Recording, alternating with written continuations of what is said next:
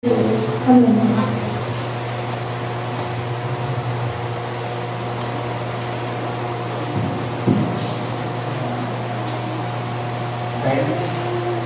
A graça e a paz do Senhor Jesus Cristo a todos que estão nesse momento cultuando ao nosso Senhor.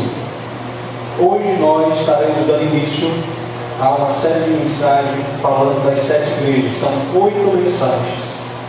Hoje iremos fazer a introdução e depois 7 domingos iremos falar em cada igreja do capítulo 2 e do capítulo 3 de Apocalipse. Hoje nós queremos falar sobre o Cristo glorificado no meio da igreja. E quero convidar todos a abrirem suas Bíblias em Apocalipse, capítulo 1. Apocalipse, capítulo 1. A versão é atualizada, Almeida, revista é atualizada. Apocalipse, capítulo 1, versículos 9 a 20. Apocalipse, capítulo 1, versículos de 9 a 20. Apocalipse, capítulo 1, versículo de 9 a 20. Amém? Apocalipse. A gente está aqui para esperar um pouco, pessoal, na técnica. Vamos esperar. Apocalipse, capítulo 1, versículo de 9 a 20. O Cristo glorificado no meio das igrejas, no meio das igrejas. É o que nós queremos falar nessa noite.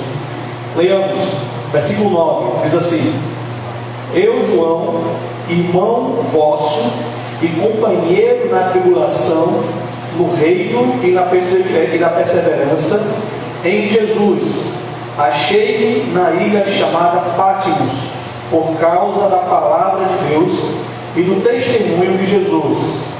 Achei-me em espírito no dia do Senhor, e ouvi por detrás de mim grande voz como de trombeta, dizendo: O que vês, escreve em livro, e manda às 7 igrejas: Éfeso, Esmirna, Pérgamo, Tiatira, Sardes, Filadélfia e Laodiceia. Voltei-me para ver quem falava comigo. Voltando, vi 7 candeeiros de ouro, e no meio dos candeeiros um semelhante a filho de homem, com vestes talares e cingido à altura do peito com uma cinta de ouro.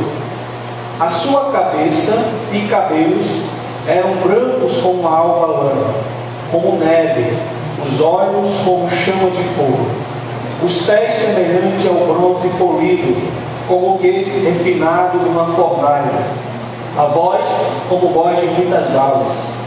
Tinha na mão direita 7 estrelas, e da boca saía-lhe uma afiada espada de 2 gumes.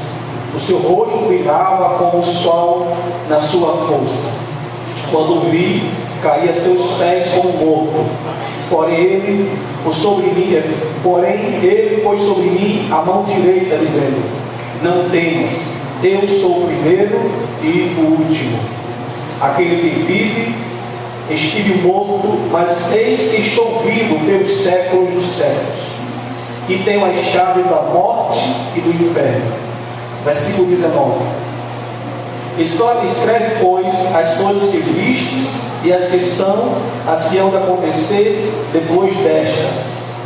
Quanto ao mistério das 7 estrelas que vistes na minha mão direita, e aos 7 candeeiros de ouro, as 7 estrelas são os anjos das 7 igrejas, e os 7 candeeiros são as 7 igrejas. Oremos mais uma vez ao nosso Senhor. Pai Santo e Pai Altíssimo, rogamos a Ti, Senhor Deus, mais uma vez, que Tu esteja, ó Deus, entrando profundamente no nosso ser, nos enchendo, ó Deus, do Teu Espírito Santo, para que nós, ó Deus, possamos, a partir da ação do Espírito Santo, transmitir a Tua palavra, Senhor Deus. Rogamos também, Senhor Deus, que Teu Espírito Santo esteja convencendo e transformando vidas, ó Deus, por meio desta mensagem. Age, ó Pai amado, para a tua glória, em nome de Jesus. Amém. Amém. Amém. Meus amados, Jesus, antes de subir ao céu, ele prometeu estar com a sua igreja. Ele disse que estaria com a sua igreja todos os dias até a consumação do século. Porém, já no primeiro século ainda, já com os apóstolos ainda vivos, a igreja mas nesses países, aqui na América Central, lá no Oriente, são os países que o Evangelho ele é escondido. Cristãos são mortos, ou melhor, presos. A igreja não podemos nos reunir dessa maneira. É cultos subterrâneos, irmãos cantando bem baixinho para que os fiscais do governo não escutem, porque eles podem ser presos. Para vocês entenderem como nós temos responsabilidades em nosso país e as nossas escolhas que nós fazemos podem interferir na nossa liberdade religiosa. Mas, ou seja, os irmãos sempre sofreram perseguições e momentos difíceis também. Nós temos momentos difíceis em nossa vida, e todas as vezes que nós estamos em momentos difíceis e nós perguntamos: onde está Cristo? Será que Cristo não está vendo isso? Uma outra coisa que acontece também dentro do seio da igreja são movimentos usando o nome de Cristo, porém vivendo contrário à palavra de Deus, ensinando coisas que contrariam as Escrituras, ou até mesmo dizendo que certas passagens das Escrituras não são atuais para a nossa igreja, de que essas partes estão ultrapassadas para a sociedade do século XXI. Então nós precisamos retirar, modificar essas passagens para a atualidade. Então isso são movimentos dentro da igreja, pessoas dentro da igreja, pelo menos o que nós chamamos a igreja constituída. Então pelo menos isso. E aí nós perguntamos mais uma vez: onde está Cristo? Será que Cristo não está vendo isso? Será que Cristo não está vendo esses momentos difíceis de perseguição física, de perseguição ideológica, de perseguição externa, fora da igreja, de perseguição dentro da igreja? Particularmente, essas são perguntas que já passaram no meu coração algumas vezes e perturbaram o meu coração. Porque Deus permite essa confusão de pensamentos e que são contrários às Escrituras Sagradas. Onde está Cristo em meio a toda essa dificuldade pessoal, individual e coletiva que nós passamos? A mensagem de hoje, fundamentando-se no capítulo 1 de Apocalipse, ela vai nos mostrar 3 razões do porquê o Cristo glorificado está no meio da igreja. Está no meio das igrejas, porque igreja aqui são localidades. A igreja em Mossoró, a igreja em Apodi, a igreja do Conjunto Nova Vida, a igreja no centro, a igreja no Santo Antônio, a igreja do Alto da Conceição, os Abolições. Então, onde está Jesus? Ele está no meio da igreja. E o que ele está fazendo no meio da igreja? A primeira coisa que nós percebemos que Cristo está fazendo no meio da igreja, que se Cristo glorificado está fazendo no meio da igreja, ele está revelando a esta igreja tanto a si mesmo, no caso ele, como o rumo da história. Veja que quando nós lemos o versículo 1 do capítulo 1 de Apocalipse, nós encontramos a primeira frase em nossa língua portuguesa: revelação de Jesus Cristo. Uma revelação que ele recebeu do Deus Pai, mostrou aos seus servos, e por meio de anjos, as coisas que em breve deveriam acontecer. Essa revelação de Jesus Cristo que ele faz de si mesmo e de toda a história que está ligada à igreja, segundo a maioria dos estudiosos, aconteceu no primeiro século, no ano 96 da era cristã, em um governo do governo de Domiciano, imperador, que se declarava Deus.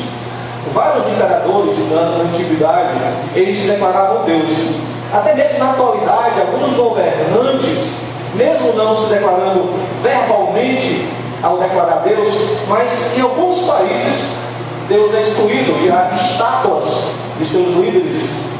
Eu estava vendo um vídeo no YouTube em que em certo país não se poderia tirar fotos das costas desse líder, porque era irreverência, era desonroso. Então, um certo tipo de ideologia transforma o líder em uma espécie de Deus, ocupando o lugar de Deus, e Deus é excluído. Então acontecia isso ali com o Império Romano, e a história vem se repetindo, e no país democrático às vezes nós também passamos a apoiar esse tipo de mentalidade que governa o Estado.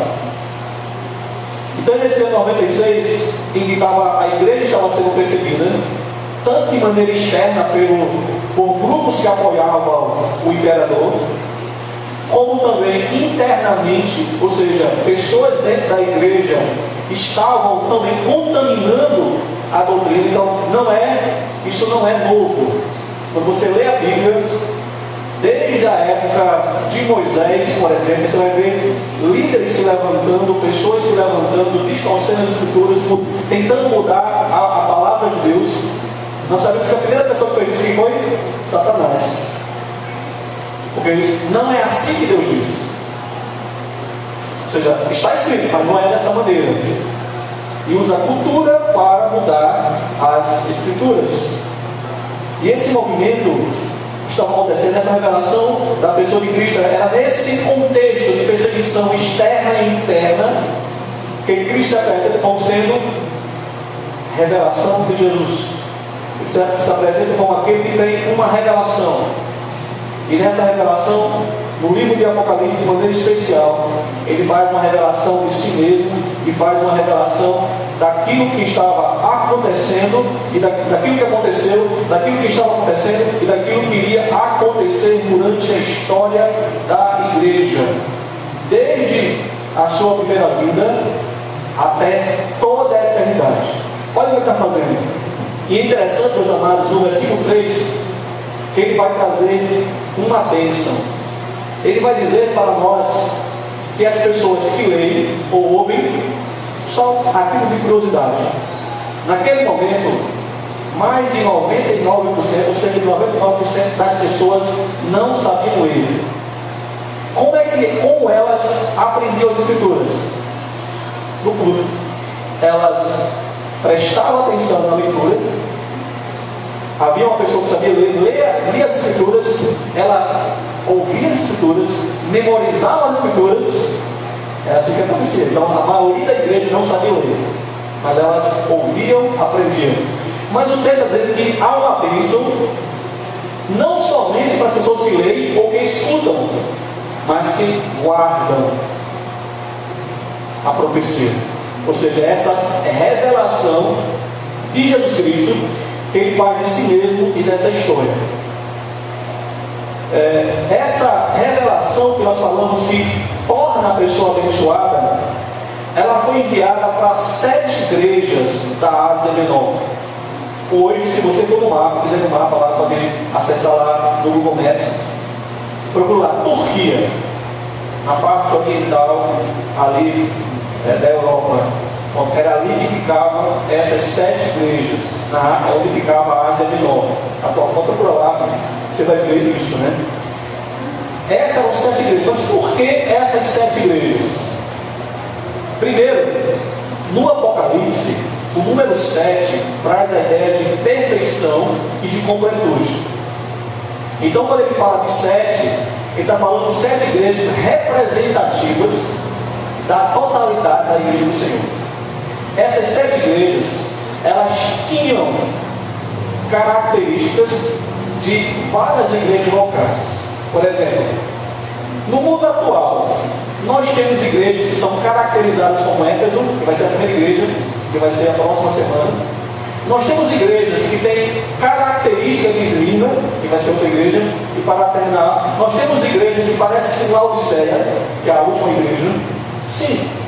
Então, quando nós olhamos para o cenário da igreja da época, da igreja durante a história e da igreja atual, nós encontramos esses 7 tipos de igrejas, que eram igrejas históricas, e que Cristo aproveita essas características peculiares, particulares dessa igreja, para apontar 7 tipos de igreja que haveria até a sua vida. Espero que nós sejamos a igreja, uma dessas igrejas que mais tarde nós iremos falar. Então, o livro de Apocalipse, essa revelação que Cristo faz de si mesmo, ela também é para nós. Nós que vivemos no século XXI. A revelação que Cristo faz dele mesmo e a revelação que ele faz da história da igreja pertence a nós, da Igreja Batista Nova Vida, pertence a outras igrejas, que poderia citar o nome aqui, igrejas de todos os lugares, de todas as épocas e de todas as culturas. Por exemplo, nesse momento, historicamente, nesses países que eu citei, sem citar o nome, são igrejas que têm característica de Esmirna, que é a igreja perseguida, literalmente perseguida. Mas aqui no Brasil, talvez nós tenhamos, pelo menos muitas igrejas, a característica de Laodiceia, uma igreja morna, onde Cristo está a ponto de vomitar. Só para vocês entenderem o que esse texto está dizendo para nós. Então, para essas igrejas, para esses tipos de igreja, que Deus está chamando a atenção e Ele está se revelando. Diante dessas explicações, vejamos aqui 2 aplicações que são importantes para nós. A primeira delas é que a revelação de Deus, ela é perfeita e suficiente, tanto para falar de Cristo como de sua igreja. A Escritura, ela é perfeita.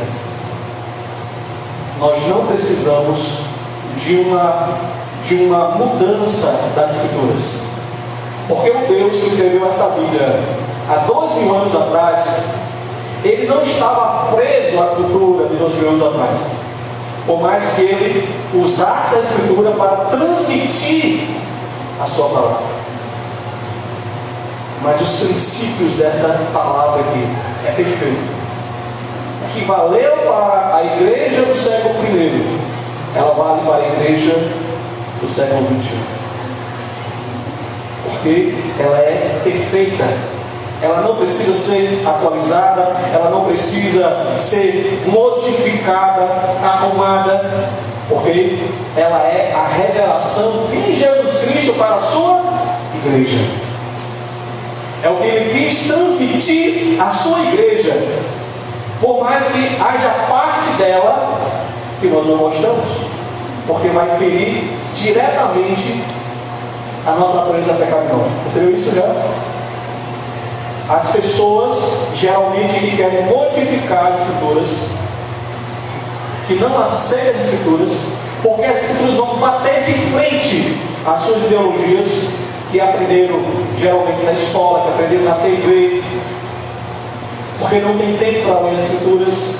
Então foram doutrinadas fora da igreja, e quando chega na igreja, elas não querem aceitar as Escrituras, porque as Escrituras vão contra essas ideologias, vão contra esses comportamentos.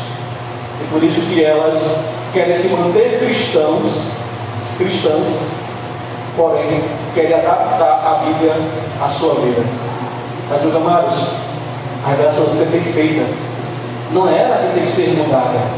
É eu e você que temos que ser transformados pelo poder desta palavra. É nós que precisamos ser mudados. É nós que temos que ser desafiados à transformação. Essa é a importância de estudarmos a Bíblia, seja lendo, seja estudando, porque ela tem poder transformador. E uma vez que nós lemos as Escrituras, escutamos as Escrituras, mas não basta saber, não basta eu saber o que a Bíblia diz. Eu preciso praticar as Escrituras. A bênção, as bênçãos da Bíblia, a felicidade plena, total na vida de alguém, não está em eu selecionar o que eu quero. Não. A bênção das Escrituras é alguém que sabe o que a Bíblia diz e vive conforme as Escrituras. Meu irmão, não é fácil. Sabe por quê? Porque o ensinamento das Escrituras, ela vai contra o nosso comportamento e contra as nossas ideologias que aprendemos fora da igreja, fora da Bíblia. E por isso nós rejeitamos as Escrituras. Porém, esse texto diz que a bênção de Deus, ela está em viver as Escrituras. E nós vivemos as Escrituras, meus amados, quando nós dependemos inteiramente de Cristo Jesus. Porque as Escrituras, elas vão entrar dentro de nós, entrar no nosso interior, vai discernir aquilo que agrada a Deus e aquilo que não agrada a Deus. Por isso nós precisamos dessa dependência de Cristo para viver o que essas Escrituras nos ensinam. Essas verdades ligadas à revelação de Cristo, acerca de si mesmo e da história, é apenas uma parte desse desvendar. Há uma outra, ou seja, o Cristo glorificado revela às igrejas como Ele é em toda a sua glória. Os versículos 12 a 17, parte A, ela vai nos dar um quadro de quem é Jesus. Mas antes disso, o capítulo 1 de Apocalipse vai falar algumas coisas, vai dar um quadro dessa glória do Cristo. E esse quadro, esse retrato de Jesus, não é um retrato físico. Jesus literalmente não tem olhos de fogo, ou olhos como de fogo. Os seus cabelos literalmente não são brancos como a neve, não são. Isso são símbolos do seu estado de exaltação e do seu estado de glorificação que ele se encontrava antes de vir à terra e que ele se encontra e que ele está atualmente. Veja que no versículo 5 ele vai falar 3 momentos em que Jesus ele viveu. No seu ministério terreno ele era fiel testemunho. Isso aqui você guarda, porque quando chegarmos lá em Esmirna, nós iremos falar sobre isso. Essa é uma identificação que Cristo fez e uma identificação que está ligada à igreja de Esmirna. Ele também está em conexão com sua morte e ressurreição. Ele é o primogênito dos mortos. Também essa característica de Jesus está ligada à igreja de Esmirna, a igreja perseguida. E também fala do seu estado presente de exaltação. Ele é o soberano rei da terra. No capítulo 1, em todo o Apocalipse, também nós percebemos que Cristo ele se identifica com o Pai. No capítulo 1, tanto o Pai quanto o Filho, ambos são caracterizados, são descritos como aquele que é o primeiro e o último, o alfa e o ômega. A palavra alfa é a primeira letra do alfabeto grego, o ômega, a última letra do alfabeto grego. E a ideia aqui é falar sobre a eternidade de Cristo, a semelhança da eternidade de Jesus, de Deus. Então, diversas vezes o Apocalipse vai trazer características de Cristo que são as mesmas características do Deus Pai e a mesma característica do Espírito Santo. Mas é no versículo 12 a 16, onde nós temos um retrato mais detalhado do Jesus glorificado. Não deu para decorar, então eu vou dizer de maneira rápida algumas características. vestes longas compridas, esse tipo de couro simboliza que ele é digno, dignificado. Cabeça e cabelos brancos simboliza a sabedoria infinita de Deus, porque era assim que alguém via uma pessoa idosa. Deixa eu fazer um parênteses aqui. É incrível que os mais jovens sejam os mais idosos. Eu estou hoje já? Já não. Interessante que na época a maioria dos mais jovens sentavam-se para aprender com os idosos, aqueles que tinham cabelo branco, porque ali estava a sabedoria da vida. Deixa eu continuar um parênteses. Provérbios diz: o tolo aprende com os próprios erros, o sábio com os erros dos outros. Salomão sabia isso. Salomão era um dos homens mais sábios do mundo, só para Jesus. E ele sabia que ele via a mulher adúltera e qual era o ato que ela fazia. Mas Salomão teve que experimentar o colo da mulher estranha para perceber o quanto ele faz mal.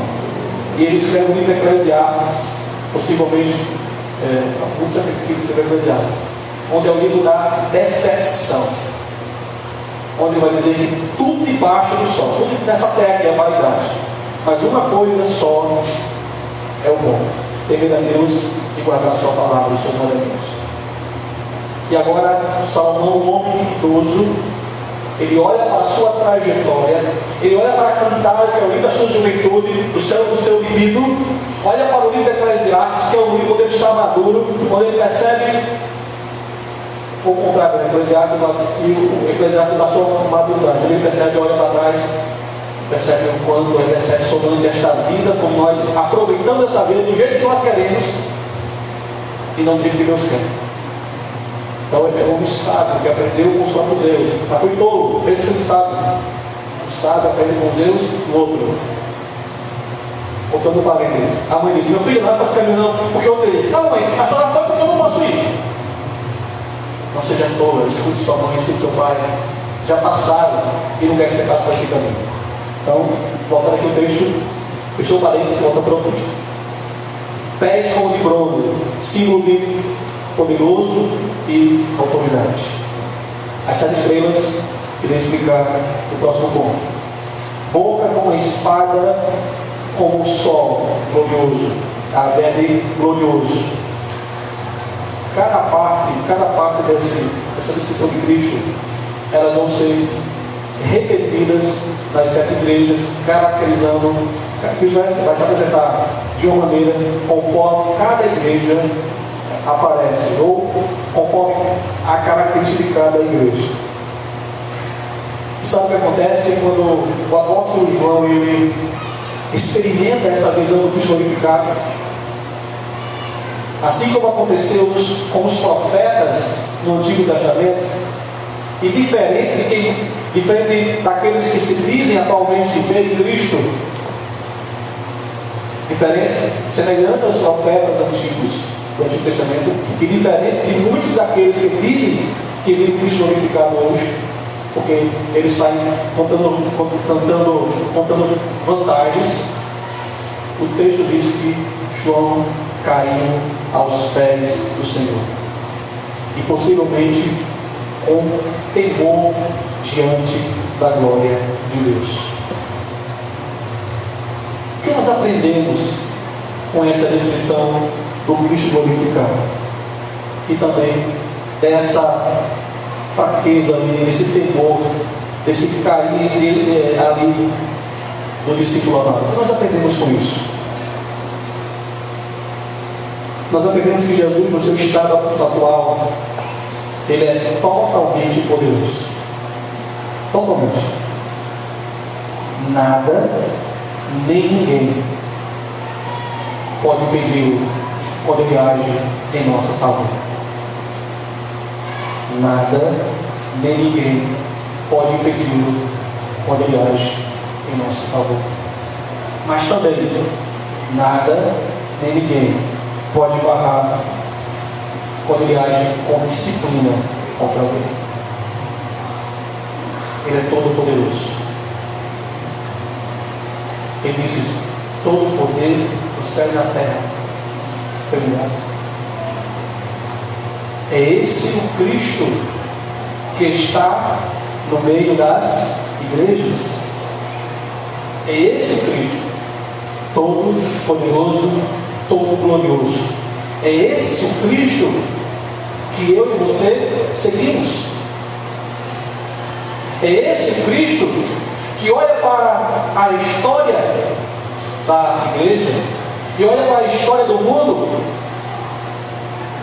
e que nós às vezes ficamos desesperados e questionamos e perguntamos onde Ele está. Deus é poderoso, tão poderoso.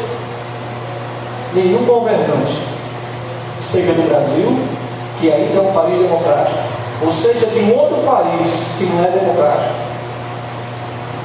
ninguém nem nada pode barrar a igreja do Senhor.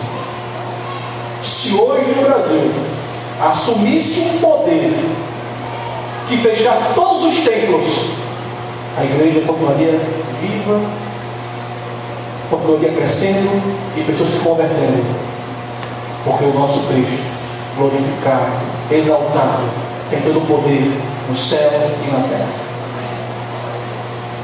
Ninguém pode impedir. É isso que ele vai dizer no capítulo 16 de Mateus.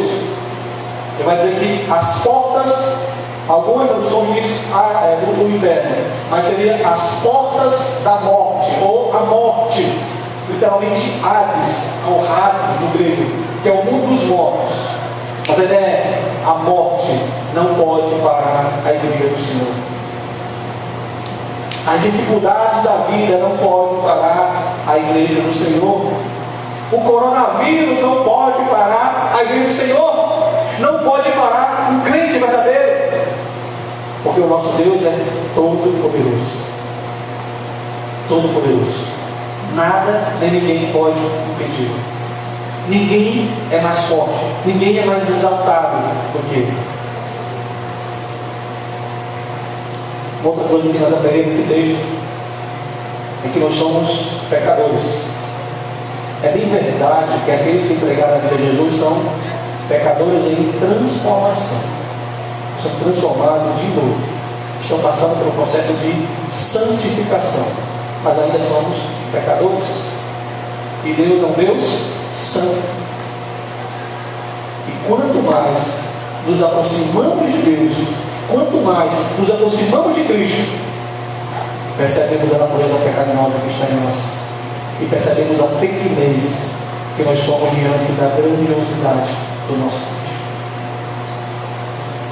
Então, se você, meu amado, minha amada, quando você está em oração, não de oração e você é Senhor, quando você se coloca na posição do Senhor, assim como você se coloca na posição de servo, na posição de servo, e o seu coração está escancarado para Jesus,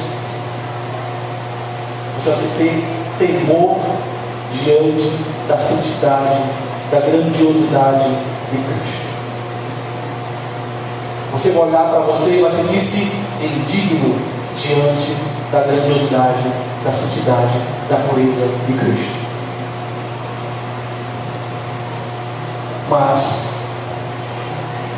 Mas esse sentimento não pode parar por aí. Eu não posso sentir pequeno somente, porque esse é um estágio da transformação. Eu tenho que ter uma outra parte, porque nós vamos falar no terceiro ponto. E nesse terceiro ponto, o que nós queremos falar é que o Cristo glorificado revela as igrejas como sendo aquele que tem tudo debaixo do seu controle.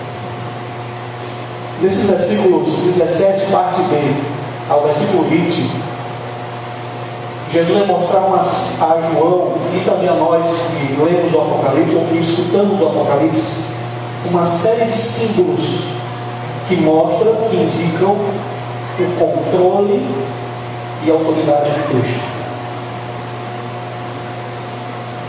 A partir do versículo 17, eu falei, vimos que João estava caído como morto, né?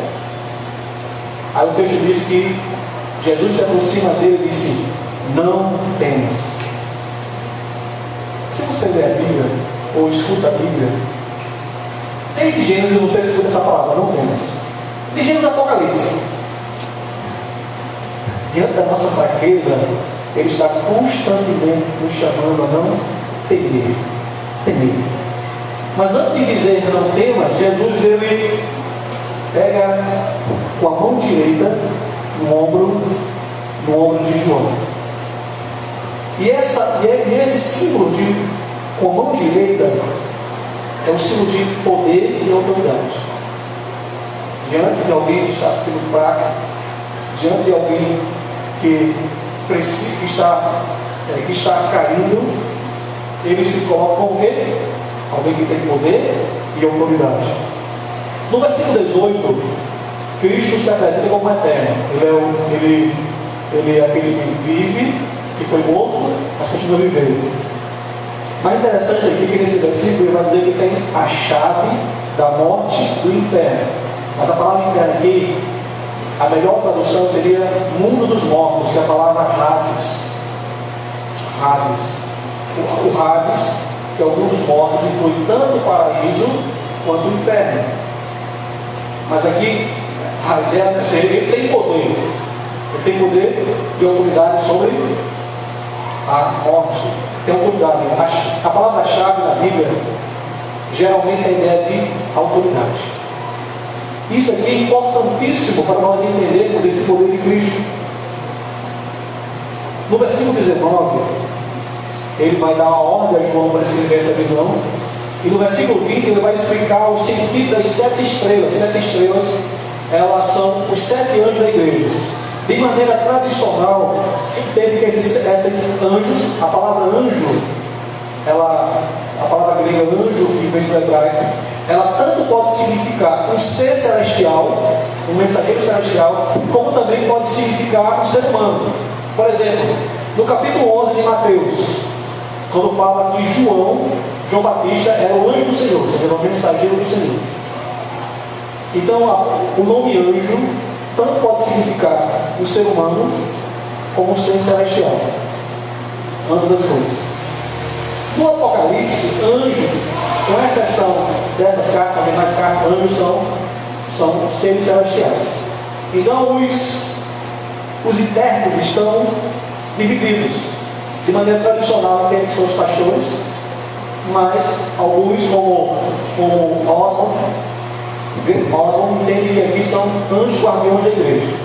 Mas um outro estudioso chamado Hendrickson, ele vai dizer que não teria razão de entregar o livro da revelação a anjos, mas seria os pastores. Então, ou seja, os anjos estão na mão do Senhor, ou os pastores estão na mão do Senhor, seria talvez da mesma maneira.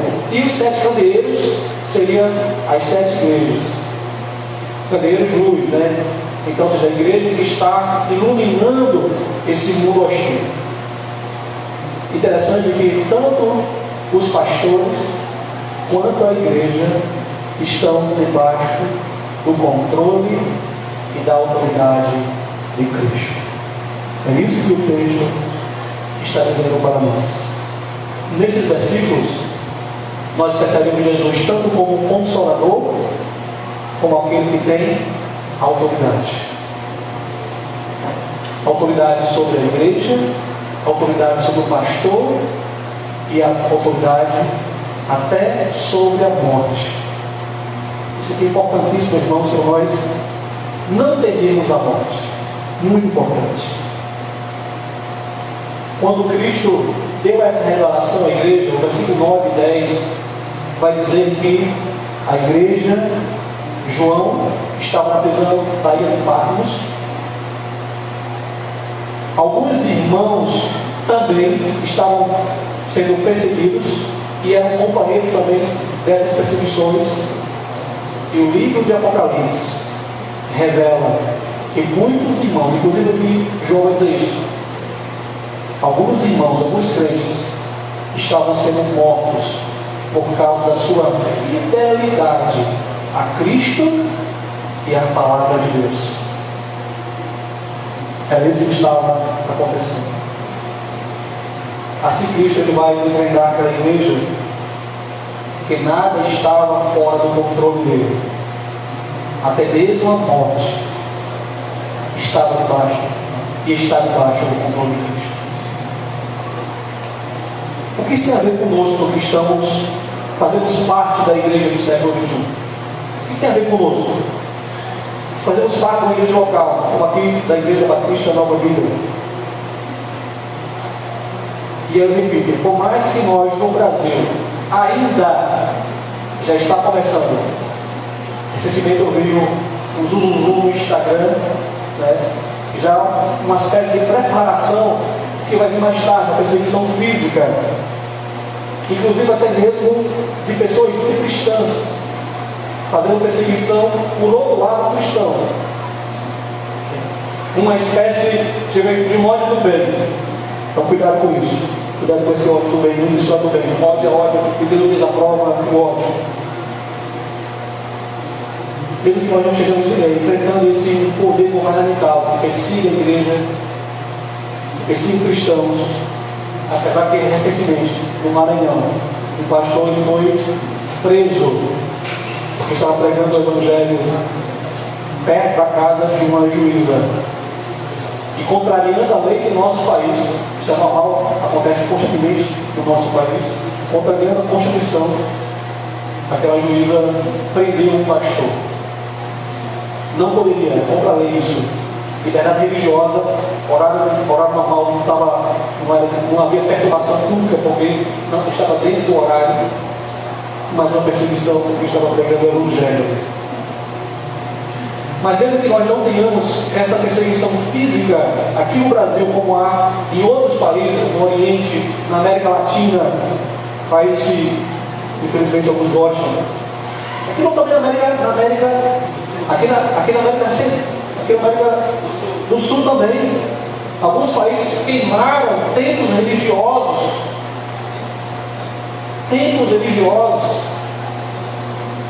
Igrejas evangélicas também foram fechadas.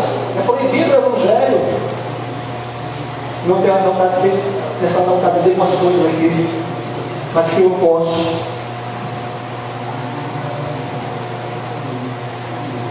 Mas nós temos momentos difíceis que abalam a nossa fé. E às vezes nós perguntamos: onde está Deus? Pelo menos eu, em alguns momentos da minha vida, diante desse momento difícil, de maneira individual, de maneira coletiva, passa no meu coração e conheço outros irmãos e irmãs sinceras que respondem, que fazem esse questionamento. No texto de hoje, e no livro de Apocalipse, Cristo responde nessa passagem: não temas, não tenha medo. Não tenha medo desses momentos difíceis. Não tenha medo desses ataques que vocês estão recebendo. Não tenha medo deste vírus, porque eu estou no controle de tudo. Eu sou o Senhor de tudo. Até a morte está debaixo do meu controle. Mais tarde, ou em outro momento, quando ainda estava vivo, Jesus disse: não temam aqueles que não podem, aqueles que apenas matam o corpo e não matam a alma. Só pode matar o corpo, não faz mais nada. Depois se leu Mateus 10, 28. O vírus, as catástrofes desta vida. Um ser humano, ele só pode tirar o nosso corpo. Só pode tirar o nosso corpo. A nossa alma é de Jesus, é de Cristo. Por isso que a morte não pode nos vencer. É exatamente essa revelação que o Apocalipse está fazendo para a igreja. Se nós morremos por causa de Cristo, se morremos em fidelidade a Cristo, a morte não tem poder sobre nós, porque o nosso Deus, o nosso Senhor, é Senhor da morte também. Ele controla tudo, inclusive a morte. me lembro de alguns cristãos, e aqui eu estou com na mente nesse momento, com muita saudade dele. Mas as últimas palavras que ele disse na cama do hospital, perto dos seus familiares, dos enfermeiros, dos técnicos de enfermagem, olhou para o céu, perto do pastor, ele disse: Pai, estou chegando. A morte não pode nos vencer, porque a igreja, o pastor, os crentes, todos estamos, a história, tudo estamos debaixo do controle e da autoridade de Jesus.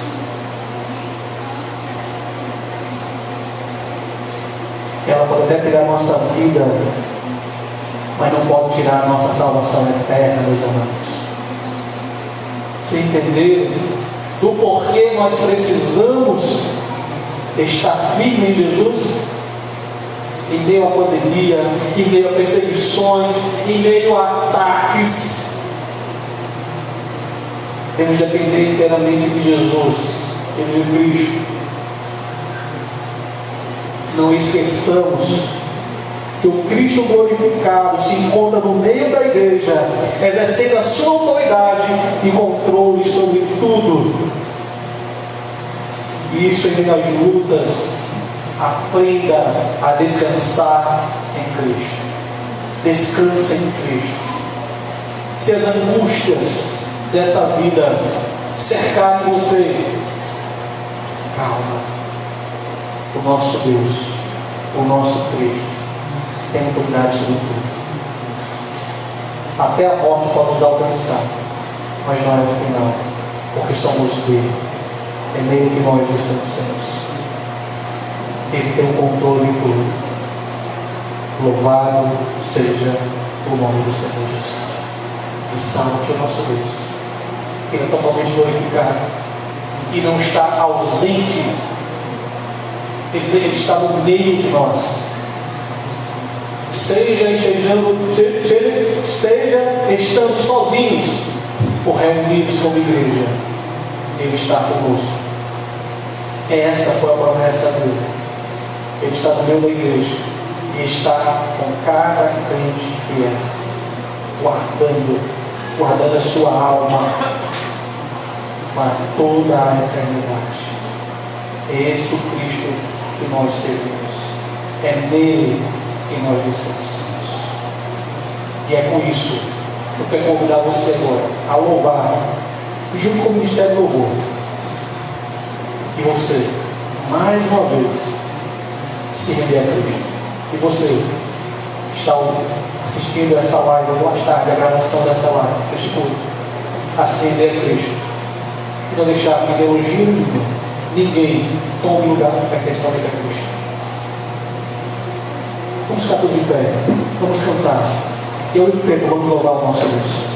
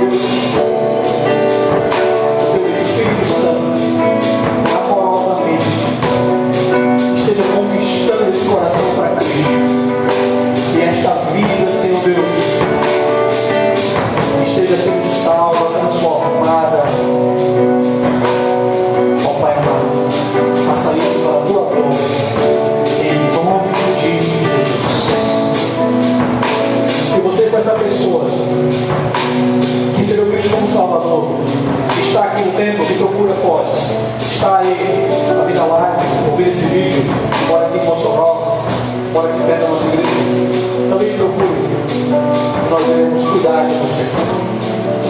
Pode sentar, irmãos, nós iremos, eu vou mostrar aqui já, nós iremos encerrar um pouco nessa noite.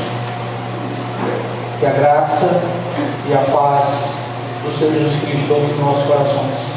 Em dezembro, irmãos,